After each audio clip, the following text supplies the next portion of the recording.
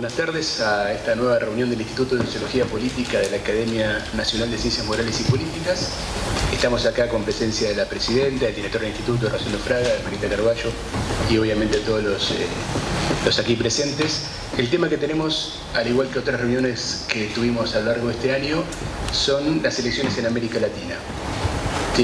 Tuvimos recientemente otras dos elecciones presidenciales, la de Colombia y la de México, y venimos ya de un ciclo. Si tomamos la elección de Chile, que comenzó a fines del año anterior, ya tenemos un ciclo de 6 elecciones presidenciales cumplidas. Tenemos por delante la elección de Brasil, 7 si incluye también a la de Venezuela, que no está prevista en el cronograma de nuestro ciclo.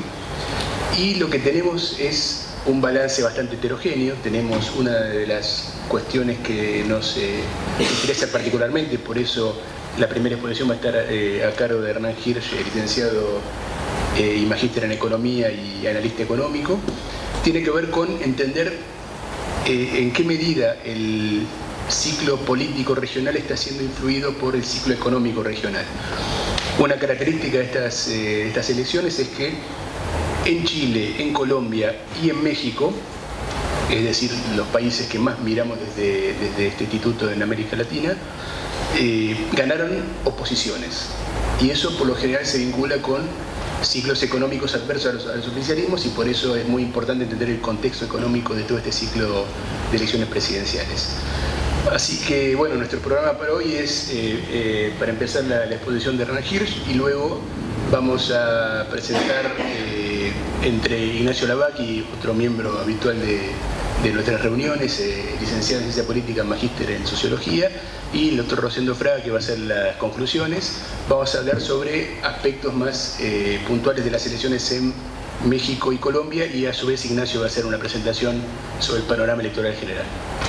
Muchas gracias. Yo voy a dar una pequeña visión sobre el panorama económico. Lo que sí me gustaría agregar a lo que es lo que Julio llamaba como el ciclo político determinado por el ciclo económico, yo agregaría un eslabón más, que es el ciclo financiero internacional, como para completar, digamos, todo lo que es el panorama que vemos. A mi presentación la voy a dividir en dos pequeñas partes. Uno, lo que es la región en el mundo, y otro que es ya la región en sí. Como ustedes saben,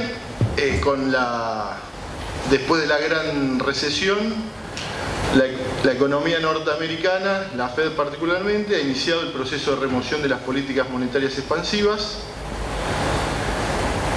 lentamente, en forma gradual, y eso ha venido teniendo implicancias para los países emergentes, y mi impresión es, como en todo ciclo de liquidez global, va a tener a futuro cada vez mayores implicancias.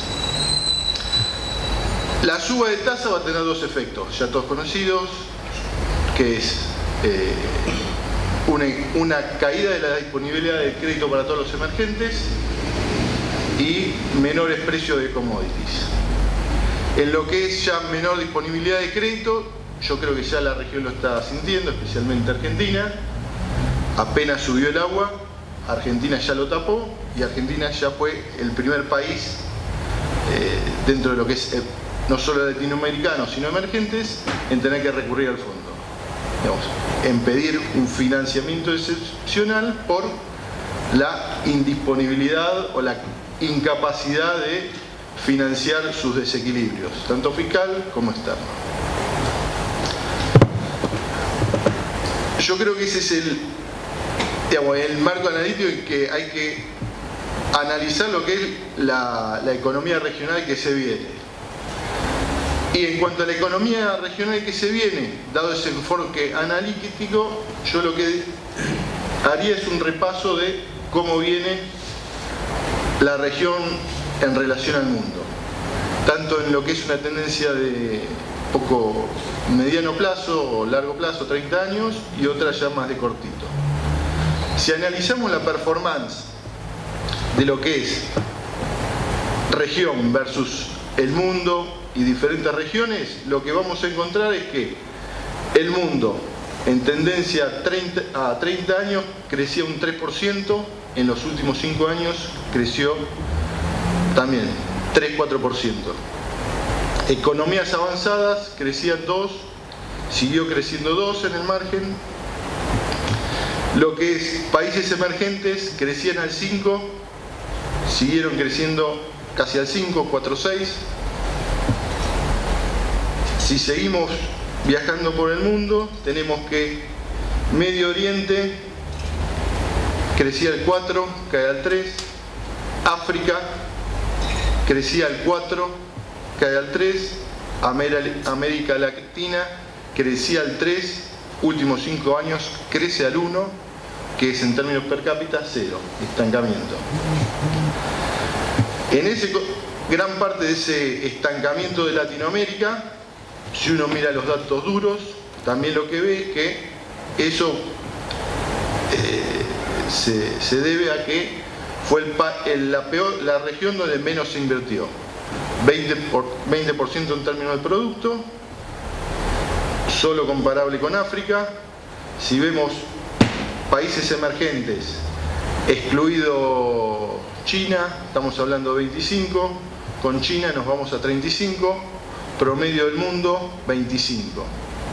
Es decir, es un país donde no hubo inversión.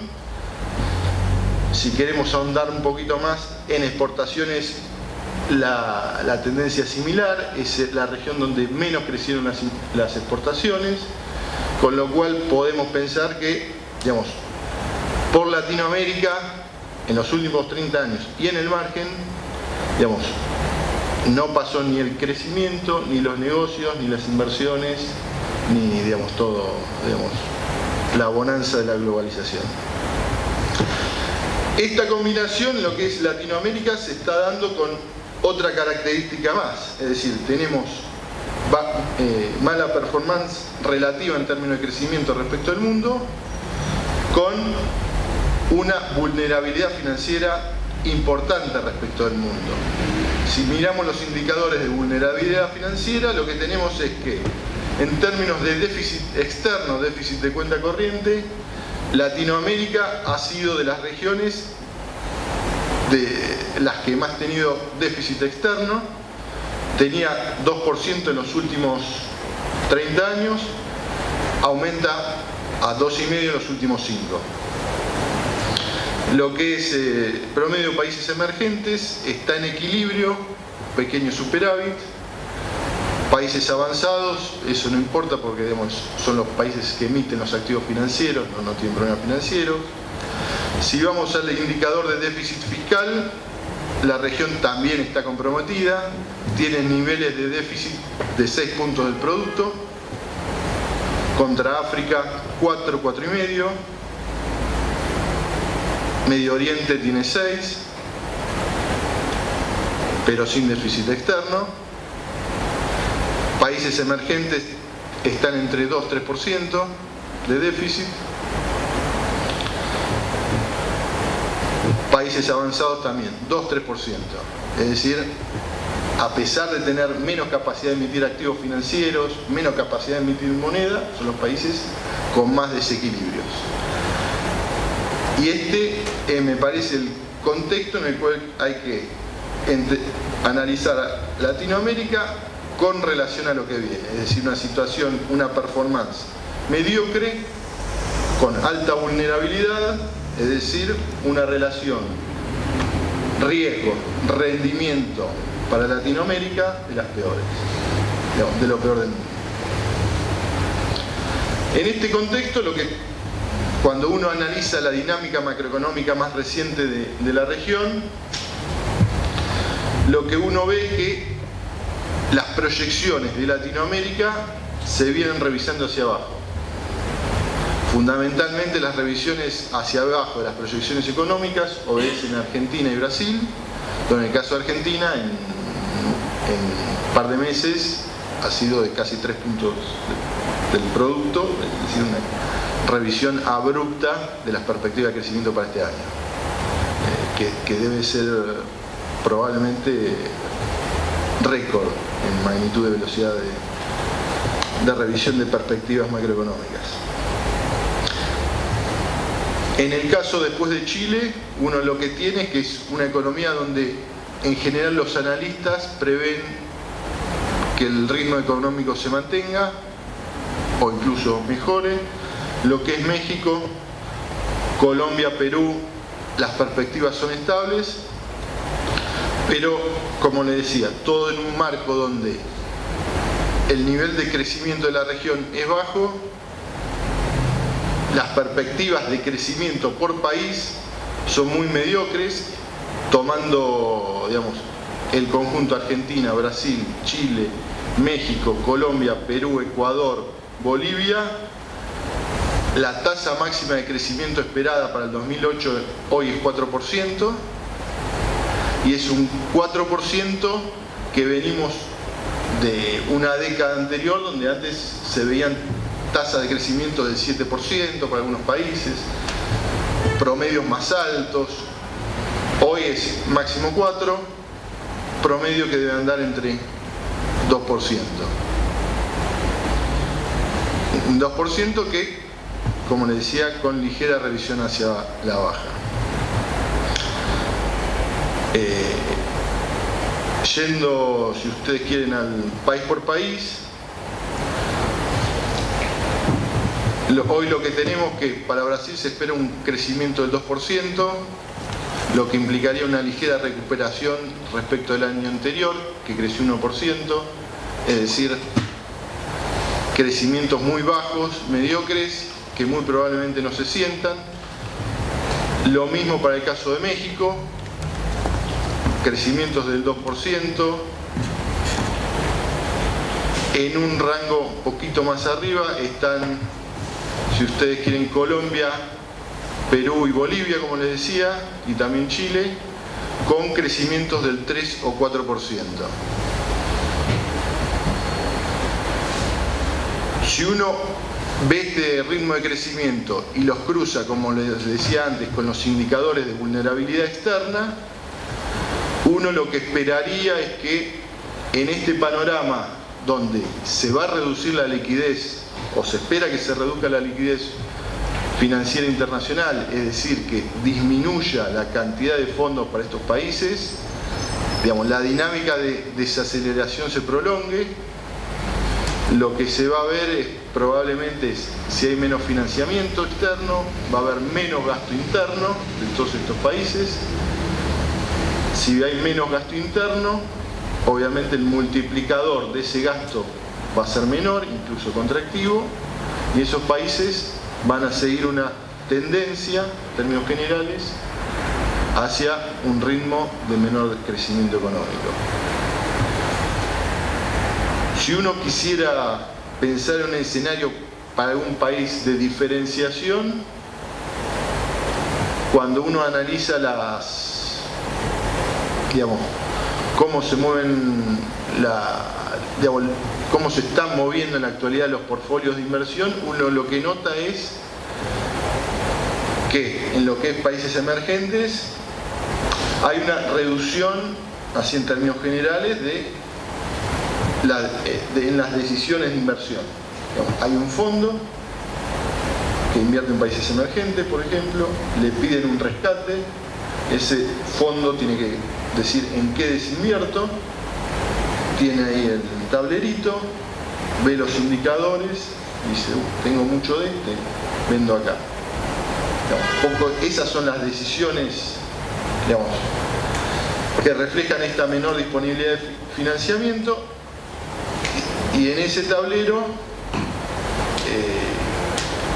los países que están del otro lado del mostrador lo que hacen es directamente luchar por ese volumen dado que hay para los países emergentes, es ganar market share en términos de capacidad de captura de ese crédito o esa disponibilidad de crédito, ofreciendo lo que sea. Si ya en lo que es el caso de deuda pública, ofreciendo promesas de estabilidad fiscal, de mejora del superávit de los próximos años, de institucionalidad. Si es en términos de crecimiento, ya sea para lo que es inversión, van a ser reglas puntuales para sectoriales, para estimular diferentes actividades, pero digamos, en esa captura también lo que puede suceder es, ustedes ya saben más, siempre algún equilibrio más inestable donde ya algún país decida ir por otro camino. Bueno, gracias a Julio Rosendo por la invitación. Yo quería usar las elecciones de México y Colombia y verlas un poquito en perspectiva con el resto, ¿no? Digo, el año pasado tuvimos elecciones en Chile, en Ecuador, en Honduras, que las podemos también poner dentro de las cuestionadas, ¿no? La de Venezuela igual tenía resultado predecible. Ver las que tenemos este año y las que tenemos el que viene. Digo, tenemos así como en estos 3 años una concentración y si tomamos el 2020, 15 elecciones, o sea, casi la totalidad de la región renovando autoridades, ¿no?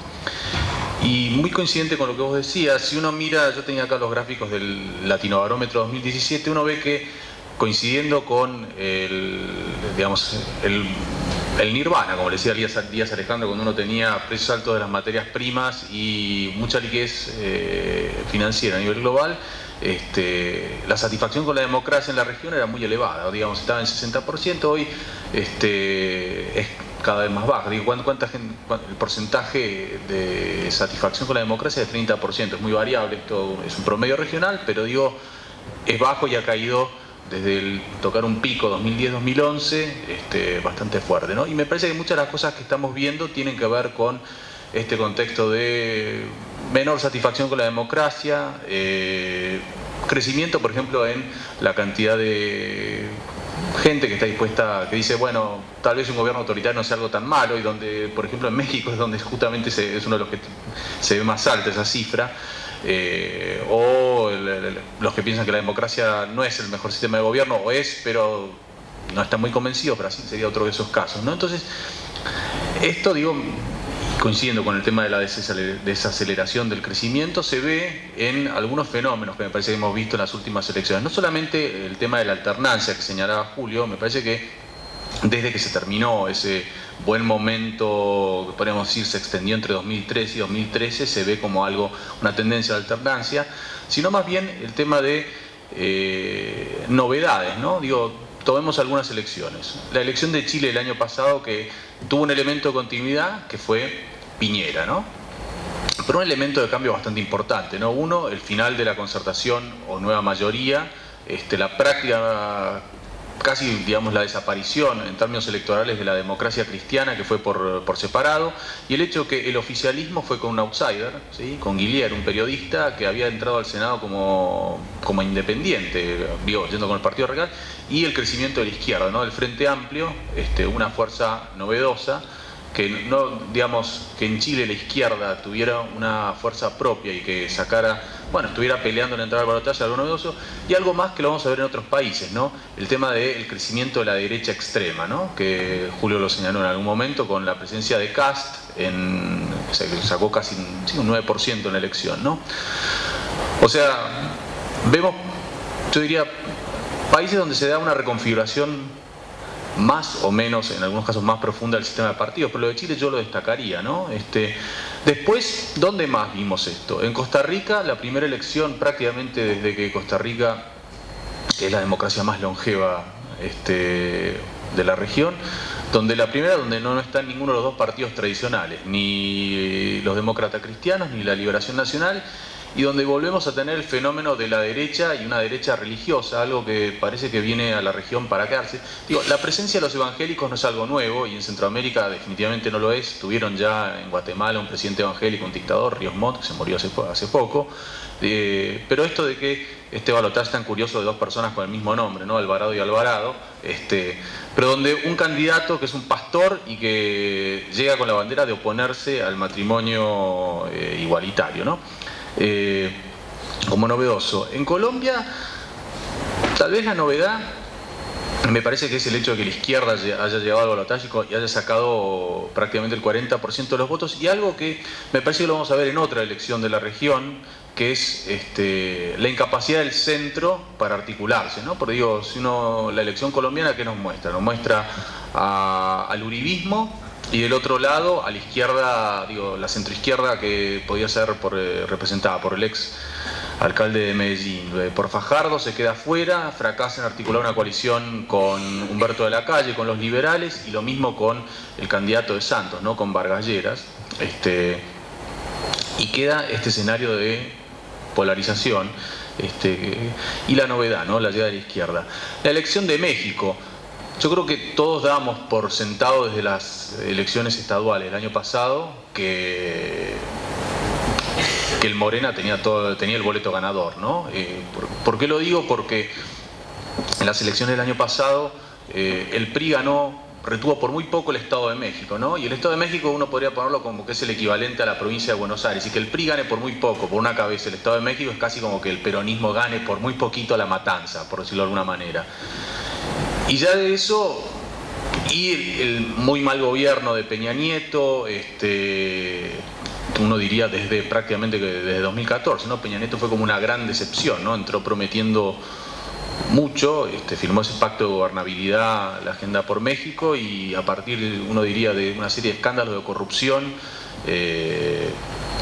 y el tema de Ayotzinapa, donde la reacción del gobierno fue muy pobre, se derrumba, logra mantener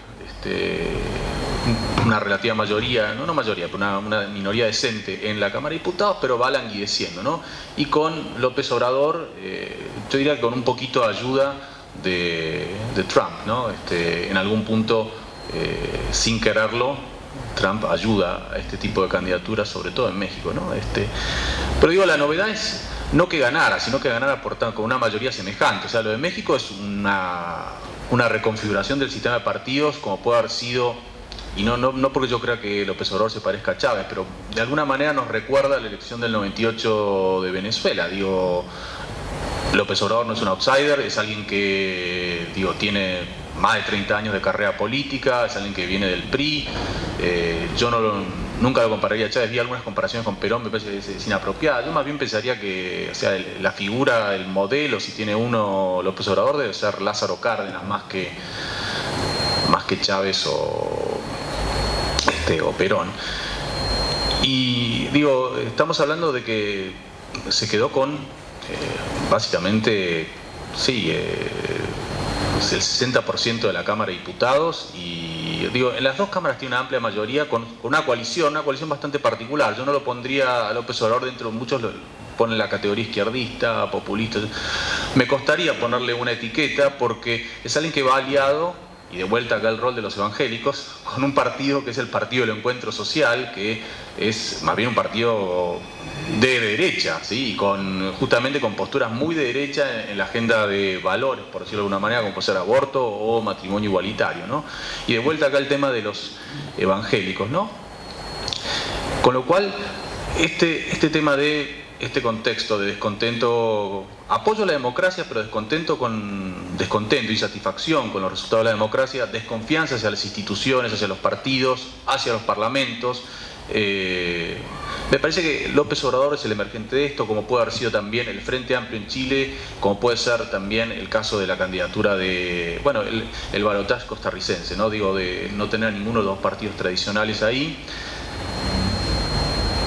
Y que me parece que lo vamos a ver creo que la elección que nos queda este año, que es de la que todos estamos pendientes y que es la más impredecible de todas, ¿no? Digo, el balotaje de Costa Rica creo que era muy previsible, porque ya sabíamos por lo menos el apellido de quién iba a ganar, que el presidente se iba a llamar Alvarado.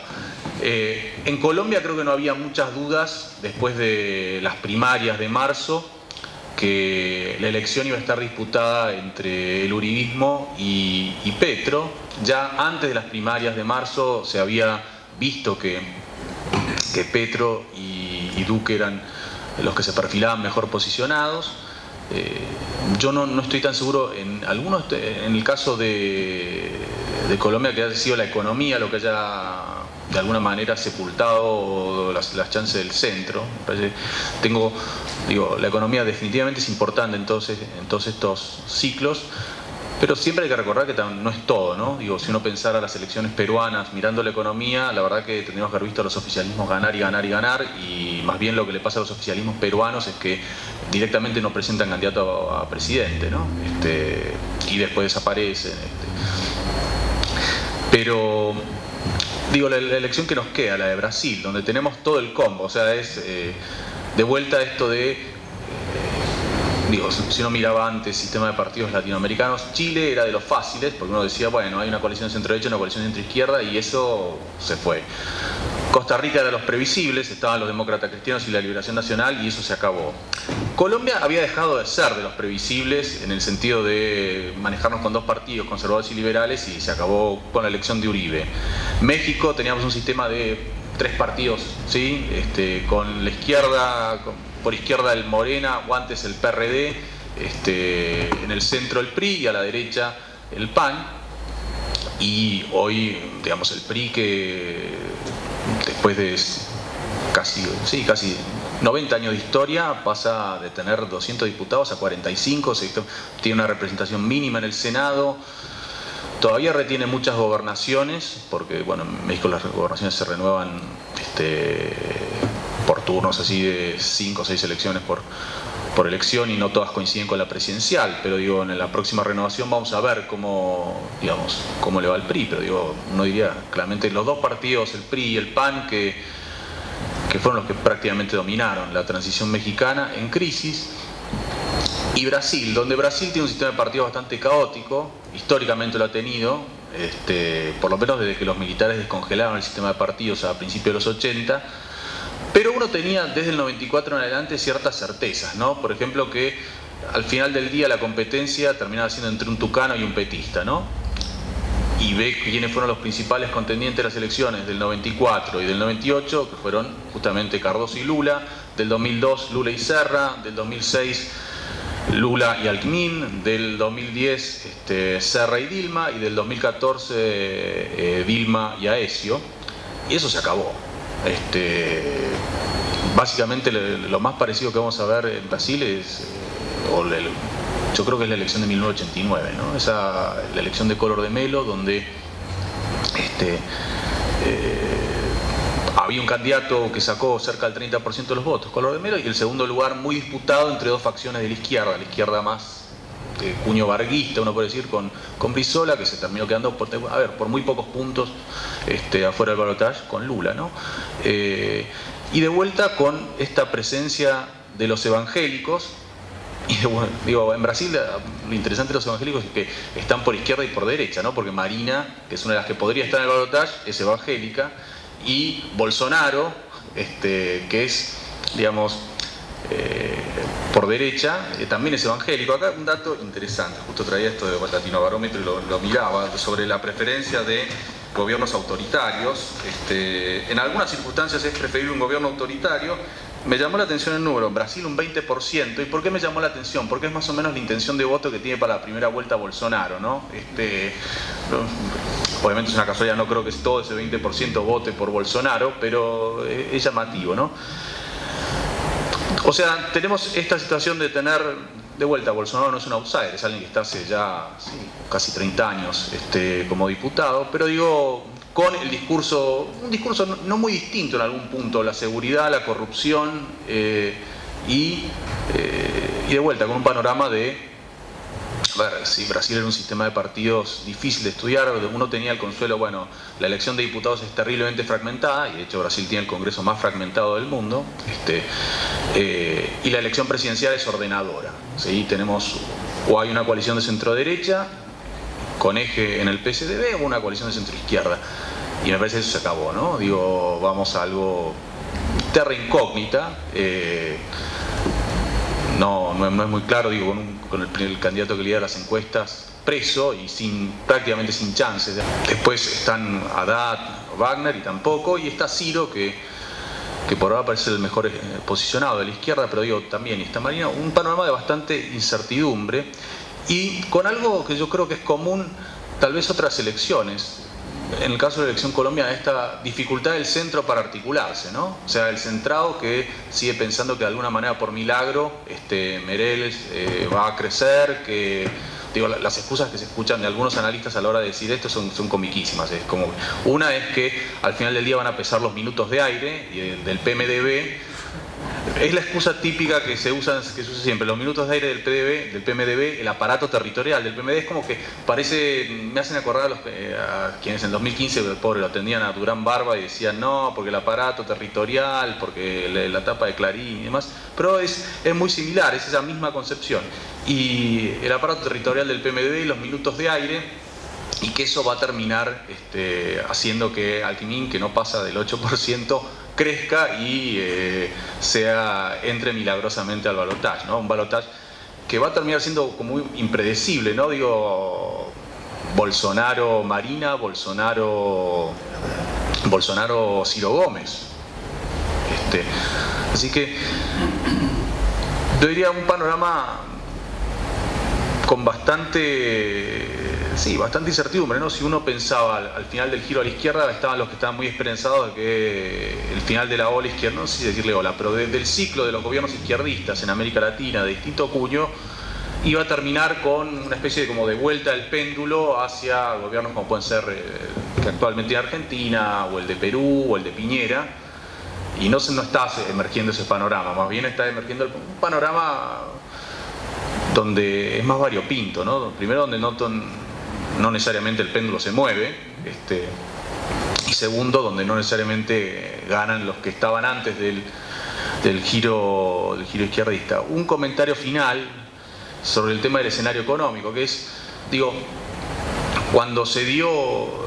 Hay un tema, ¿no? Que obviamente cuando empeora el escenario internacional, eso genera alternancia, ¿no? Digo, no es casual que las transiciones democráticas en América Latina se produjeran en un contexto signado por crisis, ¿no? Digo, la crisis del petróleo 1, la crisis del petróleo 2, la crisis de la deuda, y después, bueno, dependiendo cuán fuerte o vulnerable era cada régimen autoritario, eso determina un poco la sobrevida que tuvieron. Pero digo, el auge de gobiernos de izquierda también se dio después de la media década perdida, ¿no? Ahora, los gobiernos de izquierda tuvieron como un buen timing, ¿no? Que es que llegaron al poder justo en el momento en que aumentaba la liquidez y en el momento que subía el precio de las materias primas. Tuvieron como un bache en el 2008-2009, pero digamos que hasta que navegaron bien la ola, ¿no? Y eso le dio mucha chance de, como dice Victoria Murillo, de gobernar por izquierda. A los que lleguen, yo tengo, siguiendo el panorama no muy auspicioso que vos planteás, yo tengo la duda de que puedan hacer eso, ¿no? O sea, van a tener desafíos muy importantes, un contexto que a priori se ve bastante... O sea, es un contexto más apto para un gobierno de centro-derecha, o sea, un gobierno que tenga que ir a pedir plata y convencer inversores, donde van a sentir más los límites. Le va a pasar por ahí como a los gobernantes de izquierda que les tocó por ahí los pocos que hubo en los años 90, ¿no? Así que, bueno, yo con eso quería cerrar y le paso la posta a Julio. Bueno, muchas gracias. Yo voy a hacer un comentario complementario al tuyo, pero centrando un poco más en Colombia, porque, bueno, vos más o menos describiste cuáles fueron las características generales de la elección. Hubo dos vueltas, como estamos acostumbrados, y finalmente se impuso, como más o menos era predecible, Iván Duque, que es un candidato, vos denominaste uribista, otros dicen que no es tan automáticamente uribista como tendríamos que encontrarlo. Sin embargo, es alguien que, al igual que Uribe Santos, es una suerte de subproducto de un proceso ya bastante extenso que fue iniciado por la presidencia de Uribe, que tiene como característica, además de todas las otras variables que podemos analizar en materia de sistema partidario, podemos decir en general que la llegada del uribismo fue el principal motor en términos político-electorales de la disgregación del sistema partidario colombiano, que hoy tiene un formato bipolar probablemente en elecciones presidenciales, pero que, implosionó por lo menos en sus fuerzas tradicionales. El Partido Liberal estuvo muy relegado en esta elección con la candidatura de Humberto de la Calle. El Partido Conservador, bueno, ha sido absorbido por nuevamente en un nuevo proceso de absorción. Recordemos que Uribe venía del liberalismo, pero absorbió a la mayor parte del Partido Conservador en su alianza, y es lo mismo que hizo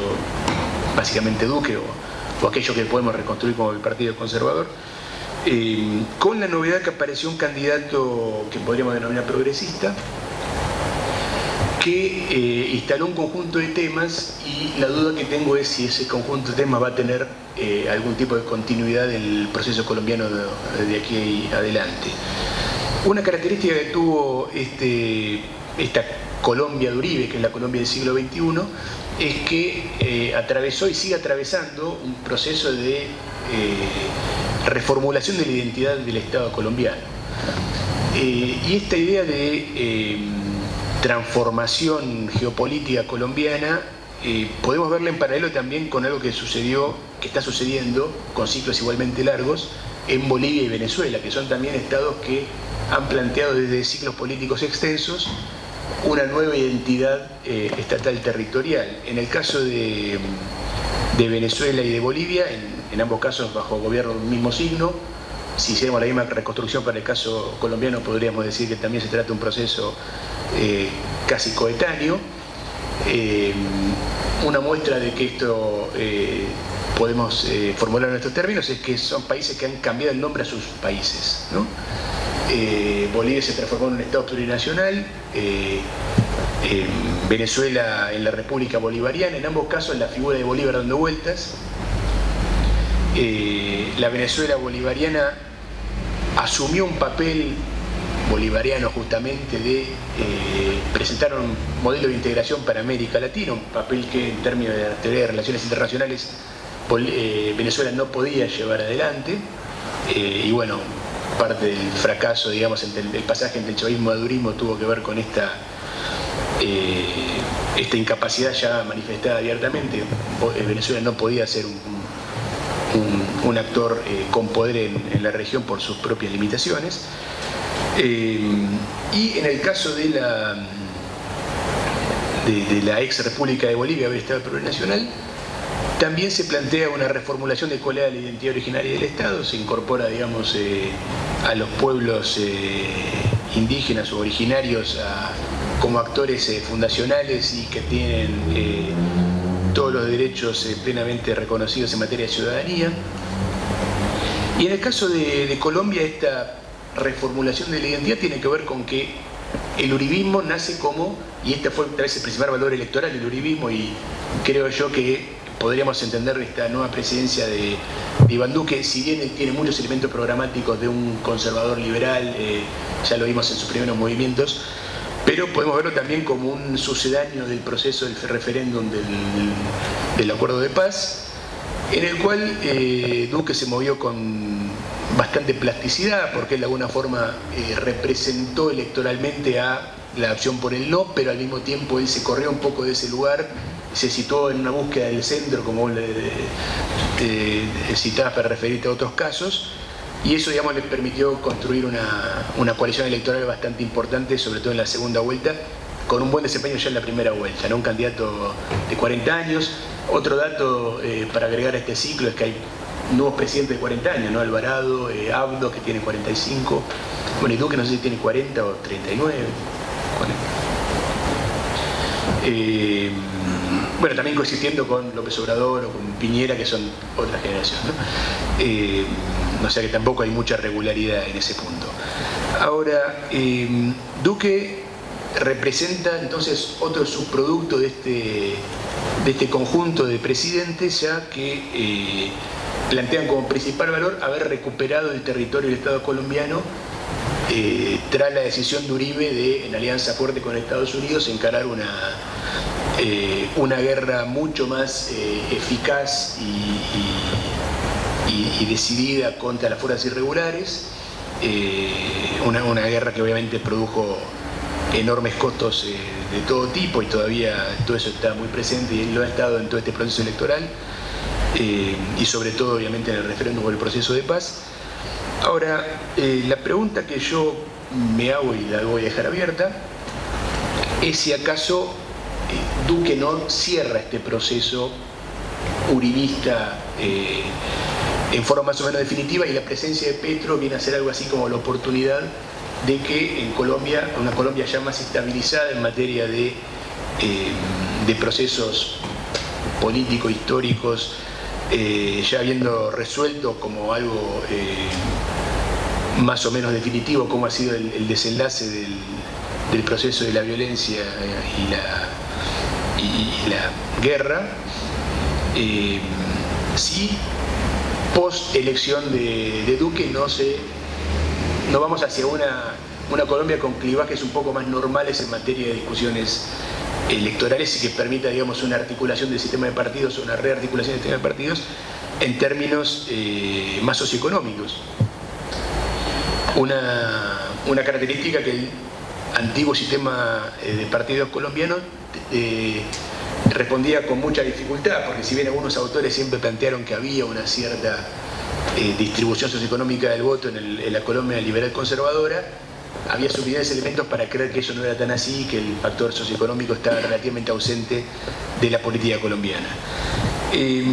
Pero bueno, esta pregunta creo que también puede aplicar para otros casos, porque finalmente, si bien la elección de López Obrador estuvo bastante atravesada por otros valores, vos citaste algunos, lo que hoy representa López Obrador en esta agenda, digamos, vinculada al aborto y al matrimonio igualitario, y la cuestión corrupción, que fue fortísima durante la campaña y que López Obrador logró capitalizarla muy bien, también se espera de él que sea un presidente con una impronta socioeconómica, ¿no? Así que bueno, estas son mis preguntas. A mí me han parecido muy interesantes las tres exposiciones y los 5 comentarios, ¿no es cierto?, que hemos recibido. En mi opinión personal, ¿no? Si yo de lo de Ignacio rescato la crisis de la política tradicional como uno de los hilos conductores. El nacionalismo para mí es otro hilo conductor, después lo podemos desarrollar. Creo que hay un tercer hilo conductor que es el que planteó Gabriel, izquierda-derecha. El tema es que todo esto se va superponiendo y un análisis político tiene que aceptar que las tres interpretaciones, ¿no es cierto?, se articulan, porque ahí tenemos, me parece, los tres fenómenos. Cuando al jefe del equipo de política exterior de López Obrador le pregunta a un periodista, ¿esta es una renovación política como en el Macri Argentina? No, Macri fue un giro a la derecha, este es un giro a la izquierda. Es decir, podrá gustar, no me podrá gustar, pero es lo que... Y cuando ganó López Obrador, el primero que lo felicitó fue Maduro. Y después Lula desde la cárcel, y Correa desde Bélgica, y Cristina. Es decir, hay un significado. Que después en la política económica se modele, esta es otra, ¿no es cierto? Hay cosas que significan, ¿no es cierto? El problema de izquierda y derecha, siempre digo, Macri no es de derecha. El único país que no lo considera Macri de derecha es la República Argentina. Cualquier artículo en el mundo, sí, no sé si está claro, cualquier artículo que tenemos en el mundo dice Macri el presidente de centro derecha, ¿no es cierto? Es decir, solamente en la Argentina decimos no, esto, pero hay cuestiones que significan, me gusta, hay un hilo en este sentido, ¿no es cierto? Y me parece que lo de México, yo no lo puedo generalizar, pero en términos relativos, porque el concepto de izquierda y derecha son relativos, ¿no es cierto? Es decir, a comienzos del siglo XX las derechas eran nacionalistas y las izquierdas internacionalistas, y a comienzos del siglo XXI esto es al revés, ¿no es cierto? Las derechas son globalistas y las izquierdas son nacionalistas, ¿no es cierto? Me parece esto. Pero ese eje que planteó Gabriel, ahora, el eje, ¿no es cierto?, de la crisis de partidos tradicionales me parece muy clara y es un hilo conductor que se da en paralelo con porque hay crisis de partidos en México. Para mí se profundiza la crisis de la política tradicional en Colombia. La Colombia liberal conservadora posiblemente terminó de ser barrida en la última elección, y hay una profunda crisis de partido también en Brasil, digamos. Y estos son, yo sé que todos los países valen igual, pero Brasil, México y Colombia son los tres principales electorados de América Latina. Sumados son el 70% de la región en términos electorales y en términos económicos más o menos. Entonces lo que pasa en estos tres países me parece que tiene una incidencia en el resto importante. El nacionalismo, a mí me parece un tema absolutamente clave. Porque además me conecto, digamos, yo creo que en la política del mundo occidental el nacionalismo es un fenómeno general, Estados Unidos, Europa, la antipolítica también es un fenómeno general vinculado a la crisis de los partidos, y el nacionalismo también, ¿no es cierto? Es decir, nacionalismo, antipolítica, y casi yo diría el populismo como cultura política, no como ideología. En mi opinión, el populismo es más una cultura política que una ideología. Esa cultura política puede tener instrumentaciones sobre la izquierda, sobre la derecha. En Europa es más sobre la derecha, en América Latina más sobre la izquierda, pero aún en nuestra región, para mí el primer populista de la región fue Fujimori. Es el primero que monta un modelo. Pero esto no es cierto. Yo lo que estoy viendo, yo en López Obrador veo la antipolítica muy claro, el rechazo a la política. El nacionalismo muy claro. Cuando vos hablaste de Lázaro Cárdenas, me parece que él se inspira mucho más en Lázaro Cárdenas que en Marx, no me cabe duda. Que es el tema del nacionalismo. Que López Obrador a mí me parece que juega un papel como ya muy, ¿no es cierto?, muy importante, la antipolítica, ¿no es cierto?, y en alguna medida hay una cultura populista en López Obrador también, por el liderazgo, la personalización, etc. Bueno, cada 12 años toca Brasil y México juntos. Cada 12 años toca este fenómeno que tenemos las dos juntas, y al ser las dos juntas, en alguna medida, la posibilidad que surja una tendencia para la región está marcada. No se dio antes, ¿no es cierto? Porque México estuvo con gobierno sobre el centro derecha y Brasil estuvo sobre el centro izquierda. Entonces, cuando coincidían, no tenía. Ahora, es decir, Brasil más México puede generar, ¿no es cierto?, una tendencia. Y acá voy al punto. Como dijo Lavacchi, la elección brasileña es una elección muy imprevisible. Yo haciendo una referencia, yo veo un resultado a lo mejor parecido al nuestro del 2003. Perdón, del 2003. Sí. Donde tuvimos, ¿no es cierto?, 5 candidatos que rondaban el 20, veo algo parecido en esa dirección, ¿no es cierto? Yo diría, Bolsonaro es la antipolítica, va a ser el nacionalismo, es ¿no es cierto?, el nacionalismo también, ¿no es cierto? Y yo me animaría a decir que es una cultura populista. Cuidado, aunque pueda ser una línea en izquierda-derecha diferente con López Obrador, hay elementos de coincidencia entre el nacionalismo, me parece, la antipolítica y la cultura. ¿Por qué cultura populista? Porque Bolsonaro va a ser una hiperpersonalización del poder, no tiene partido político. Sí, yo reconozco que él ha iniciado, como dijo Felipe en la reunión de la FIE, un giro de la ultraderecha al centro derecha. Es decir, está echando un giro en esta dirección porque, ¿no es cierto?, en este punto. Creo que Brasil tiene una situación particular, en paralelo, que no se da en el resto de la región, y es que se está gestando un cierto modelo de tutelaje militar. Un cierto modelo de tutelaje, que no es un gobierno militar, que además tiene un cierto consenso social por los números que estamos viendo en las encuestas en el último tiempo. Y Bolsonaro es el presidente exacto para eso. Es decir, para el modelo de tutelaje militar, como funciona Brasil, el jefe del ejército, el general Vilas Boas, que en Brasil es un hombre de mucha influencia y peso, ya el mes pasado lo recibió a Bolsonaro, ¿no es cierto? Y Bolsonaro, ¿por qué digo es populista? Porque cuando el paro de los camioneros, ese paro, los camioneros están con Bolsonaro. Y los oficiales del ejército se negaban a reprimir los camioneros porque también están con Bolsonaro. Es decir, hay un substrato de derecha populista, me parece fuerte, ¿no es cierto?, en este sentido. Entonces, ahora, todo esto en un momento, respecto a Venezuela, con un breve comentario. Yo creo que esto, yo sé que para discutir mucho, pero acá lo hemos conversado cuando analizamos el caso venezolano, ¿no? Y Nicaragua me parece que lo está mandando. Una cosa es el autoritarismo y otra el totalitarismo. Son dos, me parece, dos modelos. Es decir, el autoritarismo es una cosa, y me parece que Venezuela y Nicaragua están haciendo un tránsito hacia un modelo totalitario en este punto, que es circunscripto acá, pero eso es otro elemento que en la realidad política de la región yo creo que está jugando ¿no es cierto?, un papel en este sentido. Hoy casi me parece que sobre el centro derecha estarían quedando los 3 países sanmartinianos: Chile, Perú y Argentina, diríamos. Me parece que sí, porque esto creo que es una realidad.